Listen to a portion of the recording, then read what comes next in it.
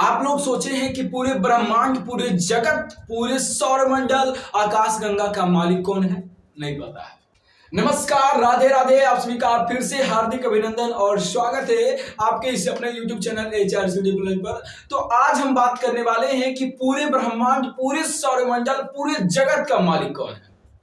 तो इसको समझने से पहले हम बात करते हैं कि भाई हम अभी जहां हैं, जहां हम लोग अभी हैं पृथ्वी पर, जहां आप लोग भी देख रहे हैं हमारे इस वीडियो को, भारत में, तो आपको तो पता ही है कि पूरी पृथ्वी का कहां पर किसका शासक है, कहां पर कौन सा देश का अधिकार है, ये तो आपको पता है पृथ्वी के बारे में।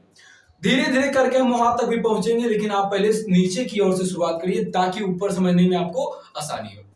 पृथ्वी का कौन सा क्षेत्र किसके अधिकार में है, ये तो आपको पता ही है कि कौन सा क्षेत्र पर कौन सा देश है, कौन सा किसके अधिकार में है, ये तो आपको भली भांति से परिचित है। तो इसके बाद बात करते हैं चंद्रमा का।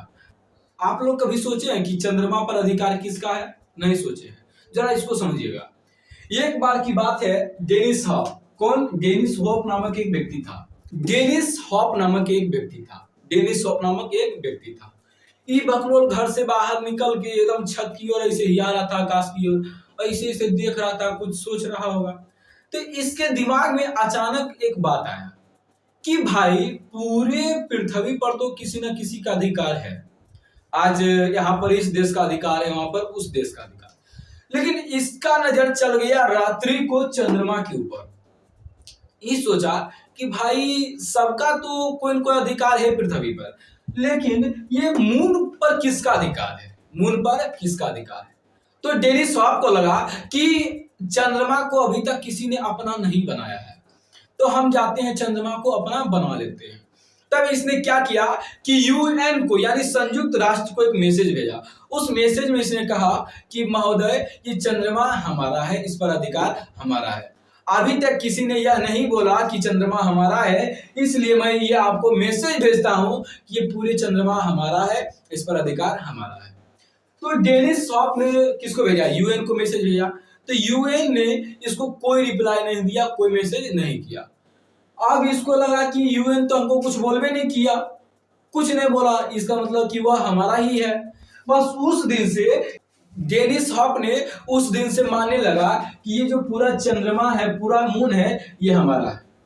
उस दिन से ये चंद्रमा किसका हो गया? डेनिस हॉप का हो गया। अब कोई व्यक्ति अगर यहाँ चाह रहा है जमीन खरीदना, जमीन चंद्रमा या मून पर चाह रहा है कि थोड़ा सा हम जमीन खरीद ले, आपको पता है कि अगर कोई व्यक्ति यहाँ जमीन खरीदना चाहेगा तो सबसे पहले वह डेनिस हॉप को कुछ रुपया देगा, कुछ रकम देगा, उसके बाद ही परमिशन देगा, उसके बाद ही कोई चंद्रमा पर की करेगा? जमीन खरीदेगा। ऐसे चंद्रमा पर जमीन नहीं खरीद सकता है। सबसे पहले डेनिस हॉप के पास कोई भी व्यक्ति जाएगा, बोलेगा हे सरकार, हम इस पर ना थोड़ा सा जमीन खरीदना चाहते हैं, आप हमको ऑर्डर दे दीजिए। बोलेगा ठीक है, ऑर्डर दे देंगे, तो रुपया निकालिए। तो आप इसको जैसा ही रुपया दीजिएगा, उसके बाद ही आप चंद्रमा पर क्या करिएगा? कुछ जमीन खरीद पाइएगा। सोचिए, अभी इससे ही अरबों खरबों रुपया कमा रहा है कौन? Dennis Hope. हालांकि डेनिस हॉप अब मर गया। अब इस पर राज कर रहा है कौन? इसका बेटा। इसका बेटा के अधिकार में है पूरा चंद्रमा, पूरा। उसके बाद जो है ना, अब कोई भी अगर चंद्रमा पर चाहता है कि हम थोड़ा सा जमीन कब्जा करें, तो सबसे पहले डेनिस हॉप के बेटा के पास जाएगा। सबसे पहले वो डेनिस हॉप के बेटा के पास जाएगा। इसका बेटा बोलेगा कि हम चंद्रमा पर जमीन खरीदना चाहते हैं, तो इसका बेटा कुछ रुपया लेगा, उसके बाद ही वो ऑर्डर देगा, परमिशन देगा, तभी जमीन की करेगा? चंद्रमा पर खरीदेगा। उसके बाद उस अपना नाम पर यहाँ की करेगा? जमीन रजिस्टर कराएगा। क्या कराएगा? रजिस्टर कराएगा। आप सोच रहे हैं इससे इसको कितना आमदनी होता होगा? ये अरबों खरबों रुपया कमा रहा है कौन? डेनिस हॉप का बेटा। ये तो मर गया है, इसलिए अब इसका बेटा कमाएगा। तो इसका जो बेटा है वो अरबों खरबों रुपया कमा रहा है। चंद्रमा पर जमीन खरीदना और किसी छोटे से कागज के टुकड़ों को अत्यधिक पैसा देकर उस कागज को खरीदना, दोनों का जो बात है ना, सेम है। तो जिस तरह ये किया ना कि डेनिस हॉप ने इस पर अधिकार कर लिया, उसी तरह आप सोचिए कि भाई पूरे ब्रह्मांड जो है, हमारा सोलर सिस्टम है, इस पर किसका अधिकार होगा? पूरे सोलर सिस्टम पर किसका अधिकार है? जरा सोचिए। उसके बाद सोचिए कि जो हमारा मंदाकिनी आकाश गंगा है, इस पर किसका अधिकार है? उसके बाद सोचिए कि देवयानी आकाशगंगा, जो हमारा पड़ोसी आकाशगंगा है देवयानी, इस पर किसका अधिकार है? अभी तक तो किसी का अधिकार नहीं। उसके बाद सोचिए कि ये जो पूरा ब्रह्मांड है, पूरा बड़ा जो ब्रह्मांड है, इस पर किसका अधिकार है? किसी का भी अभी तक अधिकार नहीं है। तो अगर आप चाह रहे हैं कि ये पूरा ब्रह्मांड, पूरे जगत का आप अधिकार करना चाहते हैं, तो आप यूएन को मैसेज भेजिए। अभी तक ये किसी का नहीं है, अपने आप को ऐलान कर दीजिए कि पूरा चंद्रमा हमारा है, पूरा पृथ्वी तो भाई किसी न किसी का तो हो ही गया, इसलिए पृथ्वी बात नहीं करेंगे।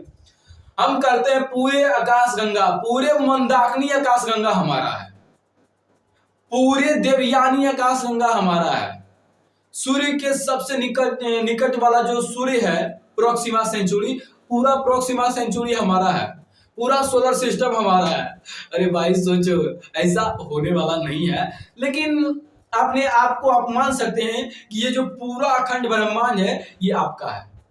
जिस तरह इसने किया कि मान लिया कि चंद्रमा हमारा है तो इसका हो गया, उसी प्रकार से आप भी मानिए कि पूरा ब्रह्मांड आपका है, आपका हो जाएगा।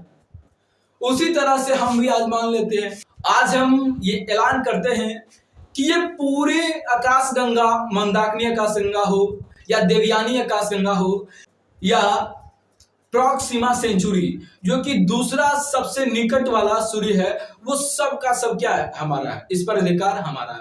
आज हम ये ऐलान कर देते हैं और आज से ये हमारा क्या हो गया? पूरा ब्रह्मांड हमारा हो गया।